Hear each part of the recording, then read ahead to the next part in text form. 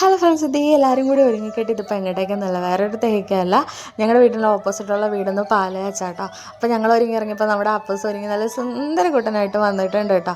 അപ്പോൾ ഈ ഒരു വീടാണ് കേട്ടോ ഒന്ന് പാലയാച്ച നടക്കുന്നത്. അപ്പോൾ ഇവർ വന്നിട്ട് നമ്മുടെ തമിഴ്നാട്ടിലുള്ള കേട്ടോ, അവരിവിടെ വന്ന് അങ്കമാലിയിൽ സെറ്റിലായിക്കണേ. ഞങ്ങൾ ചെന്നപ്പോഴത്തേക്കും പാലയാച്ചൊക്കെ കഴിഞ്ഞിരിക്കണേ. ഞങ്ങൾ കഴിക്കാനുള്ള സമയത്ത് വന്ന് നിങ്ങൾ വിചാരിക്കരുത് കേട്ടോ, സത്യം അതാണെങ്കിലും. അതിൻ്റെ ഇടയ്ക്ക് ആൽബിക്കുട്ട എന്തോ കുട്ടാപ്പിക്ക് ചേട്ടൻ്റെ അടുത്ത് രഹസ്യം പറയുന്നുണ്ട് കേട്ടോ.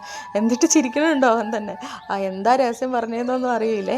അതൊക്കെ കഴിഞ്ഞ് കുട്ടാപ്പിയൊക്കെയാണ് ആദ്യം പന്തിയിലിരുന്നത് കേട്ടോ കഴിക്കാൻ വേണ്ടിയിട്ട്. അപ്പോൾ അവ ഒറ്റയ്ക്കായ കാരണം ആകെ നാണക്കേടായിട്ട് ഇങ്ങനെ ഇരിക്കണം കേട്ടോ. അതിൻ്റെ ഇടയ്ക്ക് ഞാൻ ഇറിറ്റേറ്റ് ചെയ്യാൻ പറ്റണേൻ്റെ അങ്ങേറ്റ് ഇറിറ്റേറ്റ് ചെയ്തേക്കണം കേട്ടോ. കുട്ടാപ്പി എന്ന് വിളിച്ചിട്ട് ഇങ്ങനെ ഇറിറ്റേറ്റ് ചെയ്യണം. അതിൻ്റെ ഇടയ്ക്ക് തിരിഞ്ഞ് നോക്കിയിട്ട് ഇങ്ങനെ ദേഷ്യപ്പെടണം, മിണ്ടാതിരിക്കടി എന്നുള്ള ഒരു എക്സ്പ്രഷൻ ഇട്ട് ഇങ്ങനെ ഇരിക്കുകയാണ് കേട്ടോ. അത് കഴിഞ്ഞ് എന്താ പറയുക, ഞാനും വലിയമ്മയായിട്ട് ഇരുന്നു കേട്ടോ. എനിക്ക് ചോറ് വിളമ്പിയപ്പോഴേ അങ്ങോട്ട് കഴിച്ചോളാൻ വൈകിയായിരുന്നു കേട്ടോ. കുറേ നാളിന് ശേഷം കഴിക്കുന്ന സദ്യയാണ്. കഴിച്ചങ്ങോട്ട് ആത്മസംതൃപ്തി അടഞ്ഞെന്ന് പറയില്ല, അത്രയ്ക്ക് പൊളി സദ്യയായിരുന്നു, ഒന്നും പറയില്ല, സൂപ്പർ ടേസ്റ്റുള്ള സദ്യയായിരുന്നു.